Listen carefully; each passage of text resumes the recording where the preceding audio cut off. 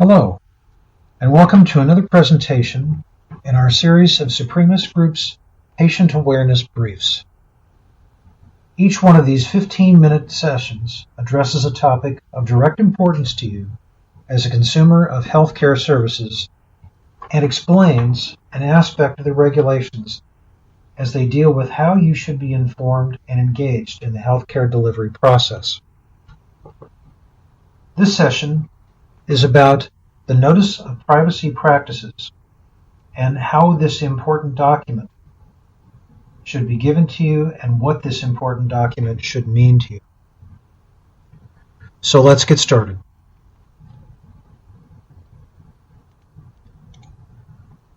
Slide 2. So today's session is about the Notice of Privacy Practices. During this session, we'll talk about what your privacy rights are under HIPAA, what the notice is and what it says, what you yourself should be doing about your privacy, and how to get informed and get engaged. Slide 3. This information about you is collected, used, and disclosed by the doctors, dentists, and other professionals who provide care for your health. This information is vital for your healthcare providers to keep track of your medical history and the claims filed for it. The law requires that they always exercise caution in the handling and using of it, and places requirements on them to protect your information and conditions on how it will be used or shared. In this session, we'll discuss this information and what the Notice of Privacy Practices means regarding the use of your health information. Slide 4. Now, as you can see from this diagram, there are several different ways of looking at this information. We have health information, which is the entire universe, you could say, of what informational elements could be contained. Then we have within that individually identifiable health information. This is all of the information that can be about you.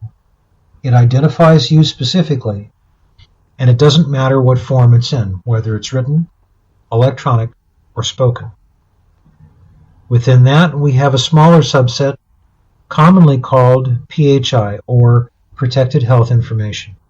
This too is individually identified, but it comes in a specific form. It comes in the electronic form.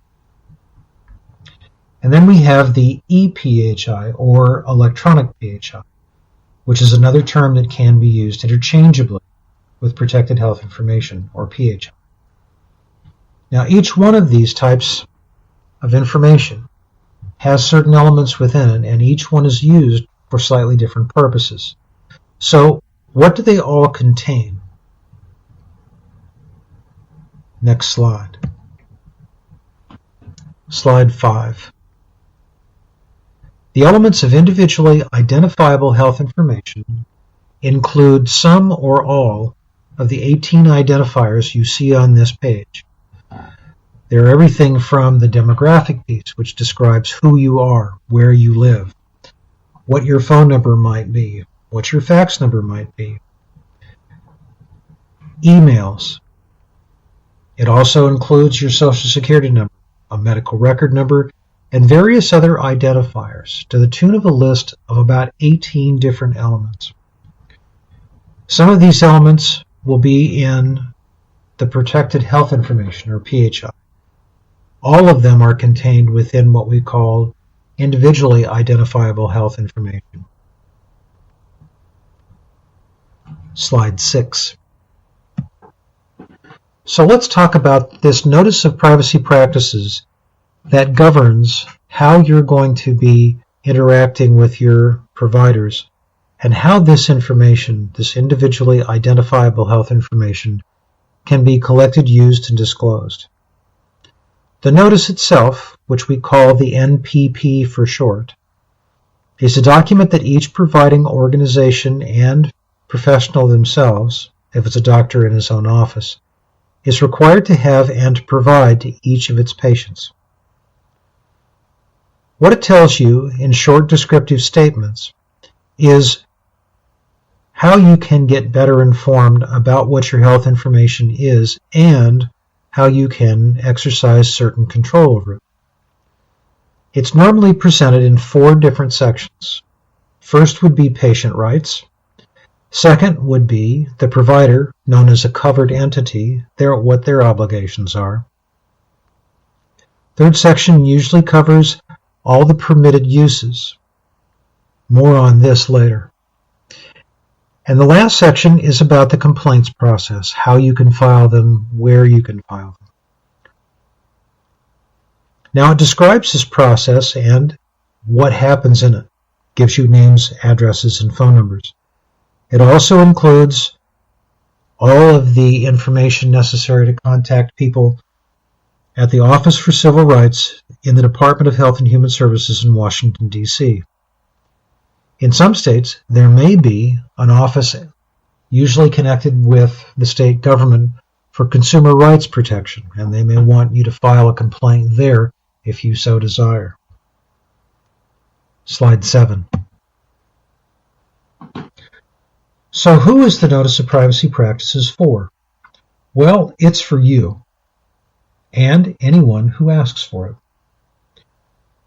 Is it really that important? Absolutely. It is one of the main forms of communication you have with your provider about your privacy and about your information. They should be written in plain, easy-to-understand language, and there are certain things, certain specific language that they must contain. So as an example, what is called the preamble, the opening paragraph of the Notice of Privacy Practices, it normally would read like this. This notice describes how medical information about you may be used and disclosed, and how you can get access to this information and exercise your rights regarding it. Please review this carefully. That's very important advice. You should always make it a point to read this notice and become familiar with it.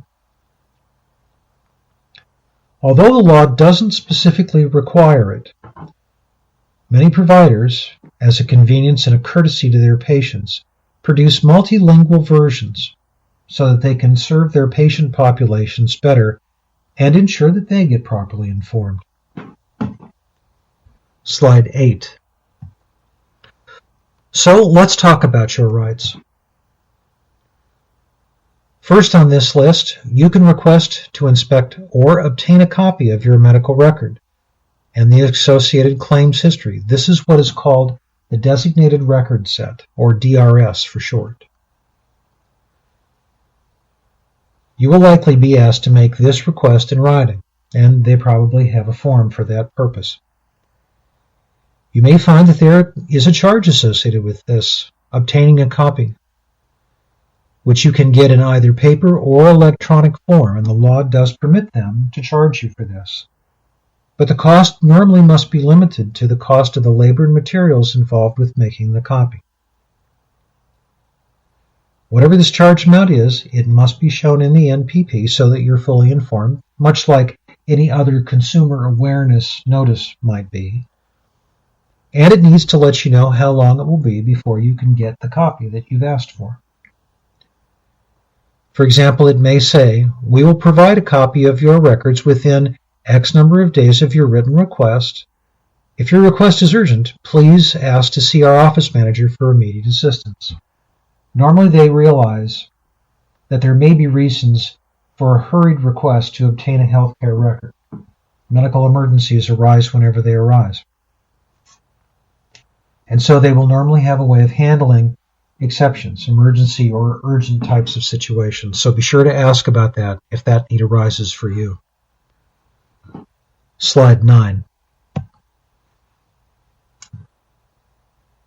You can request, again in writing, that your provider make an amendment to your record. Now when you do this, and this of course usually follows your reviewing your record or your claims history, you should be prepared to provide evidence to support your claim that something is incorrect or that something might be missing. Your provider is not required by law to make any modifications to the record unless you can support your contention that the record is inaccurate. Your medical record is, from the very first moment that pen touches paper, it is a legal record, and it cannot be modified except by verifiable, authentic information. And that information cannot change what's there, but only amend it by a later entry. So you need to be sure that you've got the evidence to support your claim of something missing or something being incorrect. You can request, in writing, an accounting of disclosures of your information for any purpose other than for what we call the normal process of business in healthcare, treatment, payment, or healthcare operations, or when you have specifically authorized its disclosure.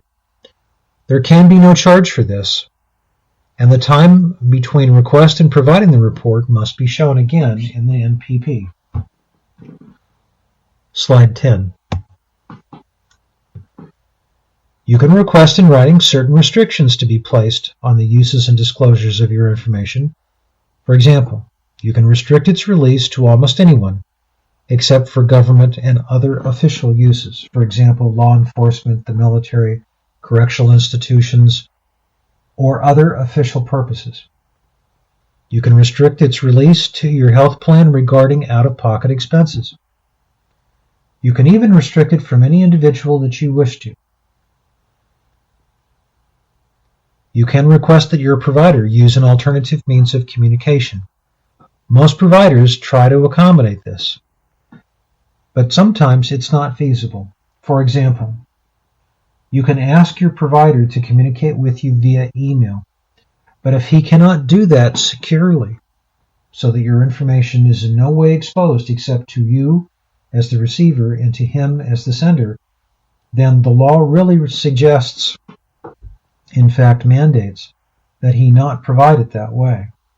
So this may be a cause for you to negotiate with him how that can be done. Most providers will accommodate a request that's reasonable. And you have the right to file a privacy complaint with the provider, normally with their office manager or whoever functions as the privacy officer for them, or with the Office for Civil Rights, and have no fear of retaliation or a denial of service. As I mentioned before, you might also be able to file this with your state's Consumer Rights Department if you have one. Always be sure to ask your provider if that's available. Now the next section, slide 10, the next section we talk about the provider's legal obligations, what the law requires them to do. For them, the requirements are very few, but they are very strict. Typically, they revolve around that they must protect the privacy of your information. They need to provide you the notice. Obviously, they need to abide by the terms to protect your health information and use it only as necessary to deliver care and get things billed for. And they need to notify you anytime that there is a change in the notice, typically by offering you a new one. Normally, they will offer you a copy on every visit. They'll maintain a printable copy on their website, and when they offer one to you, they'll ask you to sign a receipt so that they have a record that you were given the most recent version. This is important for them because they're often asked by the government when the government comes to visit, how regularly do you give your patients your notice of privacy practices? That receipt is their proof that they give it out as the law requires. Slide 12. Now the permissible activities, these are things that the regulations permit your provider to do in making use of your information. Now they are required to inform you that they do this, or that they are allowed, permitted, or even required by the law to do this. You need to be aware that they don't need to ask your permission for this. But in some cases, you are allowed to opt out if you don't wish for that to be used. They're allowed to provide you appointment reminders. Typically, this involves a postcard of some sort, or possibly even a voicemail, giving very, very limited information, such as date, time of your appointment. They can describe or recommend treatment alternatives to you, which they believe is a benefit to you, so that you're better informed about what alternatives you may have. They can provide you information about health-related benefits and services. Given what they're treating you for or seeing you for, this might be something you might be very interested in. Many times, providers will support local charitable causes, such as runs, 5K fund runs to support the fight against cancer. These are noble causes, but not everyone is interested in supporting them. So these things here you are able to opt out of if you so choose. Slide 13. Some of these permissible activities relate directly to your health and safety. For example, if you are taken to your doctor's office by someone, normally the doctor will assume that you have an open relationship with that individual, and when it comes time to talk to you about what has transpired in the office that day, out of courtesy, they will invite both of you in.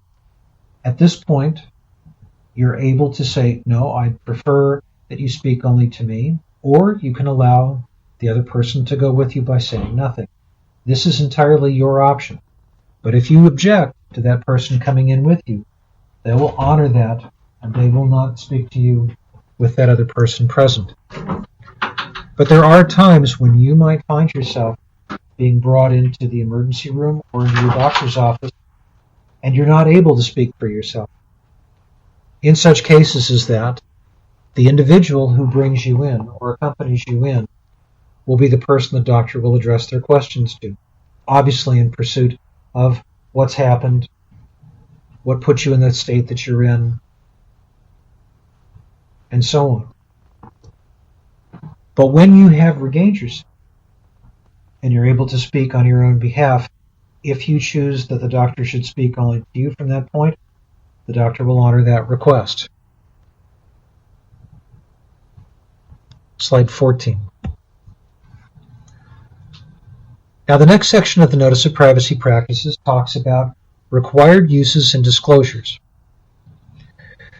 You should be aware that the law places certain mandatory requirements on the providers that are not optional for them. These do not require your permission either, but again, you need to be informed of what these requirements might be.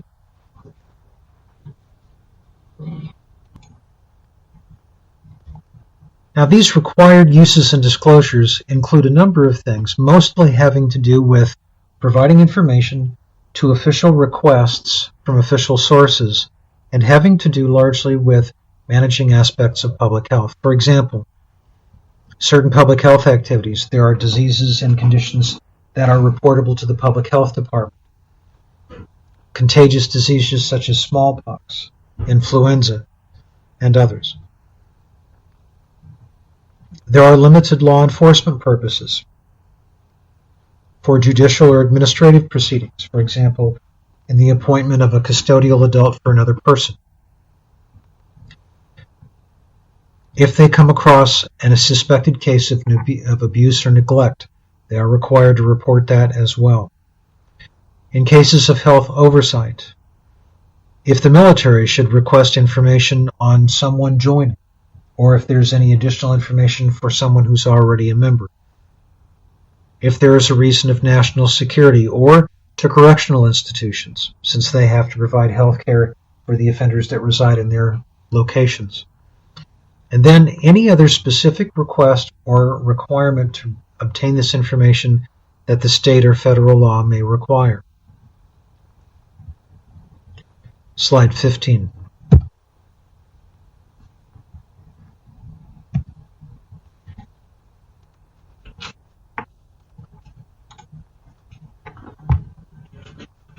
So we move on to the Notice of Privacy Practices final section, the complaints filing process.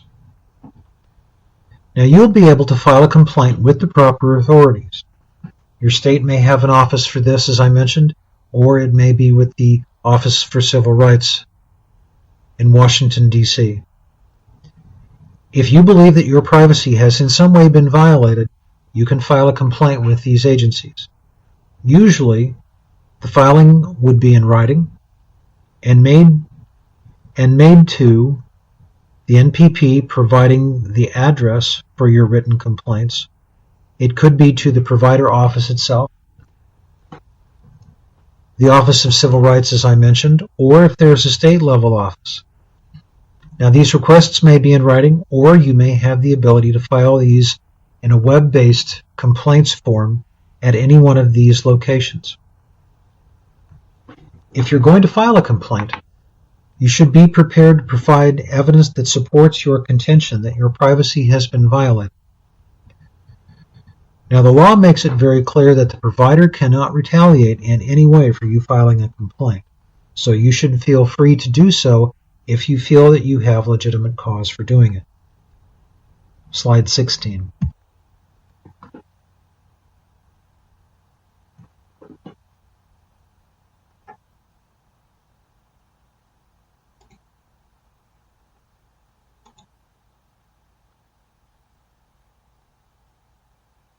Slide 17.